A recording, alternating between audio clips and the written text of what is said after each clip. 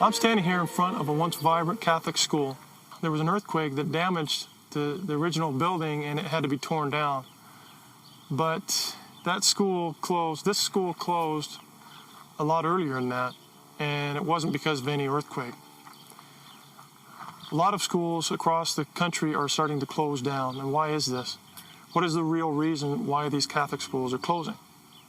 Well, regarding this school, a group of Catholic nuns in 1917 came over from Kentucky, from the Sisters of Charity, and they started teaching here, and this school got off the ground running. The Sisters of St. Francis took over in, I think it was 1924. But around that time, there was this bill back in 1922 that came out that threatened all of Catholic education and this school and all schools throughout the nation. And what was that bill? Well, that was the Compulsory Education Act of 1922. This bill was backed by the Democrats, the KKK, and it was formed by the Masonic Grand Lodge of Oregon. What was their mission? It was to shut down these schools. And this attack on religious freedom went all the way to the United States Supreme Court. And fortunately, the Society of Sisters in Oregon helped defeat the bill. After this victory, schools flourished throughout the whole nation, specifically this school for the next 70 years, due to these sacrifices that the sisters made. Unfortunately, we're in a different place today. Much like the Compulsory Act of 1922, the Common Core standards are being implemented in our Catholic schools throughout the country. And this causes a big division, between the parents, teachers, and all of Catholic education. We can't afford to have these threats right now.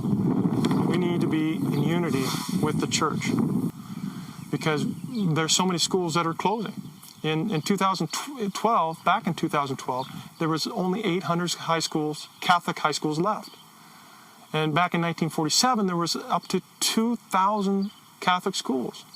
That is an almost 60% drop. I mean, if we close Catholic schools at this rate, in about 40 years, there won't be any Catholic schools like this one. Like, as you see, this is closed down now. So what's causing these schools to close? Well, Common Core, that's not going to help. For one, there's a lack of vocations, which means teachers must be hired to replace the nuns and priests, which in turn causes a rise of tuition, which includes, a declining enrollment. If there's not enough enrollment, then bills can't be paid, and thus, schools close. The issue is more than just a case of financial woes. The church has survived the scandals and will prevail against every challenge against it. But the church continues to be misunderstood by the mainstream and stereotyped based on certain people who actually commit crime and whatnot within the church. That's understood, but that's not what the church is about, and it never is, and it never will be. You rarely hear anything good about the Catholic Church these days. You don't hear about Mother Teresa. You don't hear about the sacrifices of the religious orders that started many of these schools and hospitals that you appreciate today. This rhetoric continues to be thrown at the church. All we get is mockery and a lot of hatred. That's unfortunate. The rhetoric such as, like the Spanish Inquisitions, the church hates science, they tortured Galileo. None of these things, represent the historical facts. Partial truths, they don't make the historical facts. They're not the full truth. So you need to understand the full truth. And yeah, you'll have to do some reading and research because mainstream, they don't want you to listen to that. The rhetoric thrown at the average Catholic can cause them to stop going to Mass, stop sending their kids to Catholic schools, or stop having children altogether. And all this rhetoric leads people on this path that life is not sacred. Well, life is sacred. And the rhetoric continues to lead them on a path where they think that personal choice is somehow more appealing than the wisdom, the reason, and the intellect of 2,000 years of church teaching. As for us Catholics, we'll take the 2,000 years of wisdom. And because you see, if you dig beyond the surface, truth is to be found in the arguments that defend the church teaching. This sacred deposit of faith is what the sisters who started teaching here really understood, and they were willing to make that sacrifice.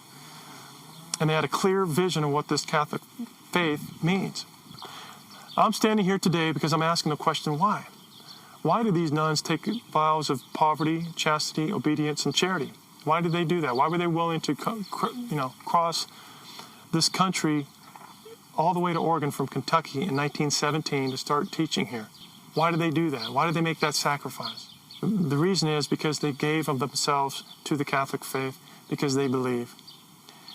And I believe that their work is not in vain. I believe by asking these questions, it will help us understand why Catholic teaching does matter and how we can change to imitate Christ and His Church. Asking these questions will help us discover how we can become inspired, just as the nuns who came across this country to start teaching here. We can become inspired.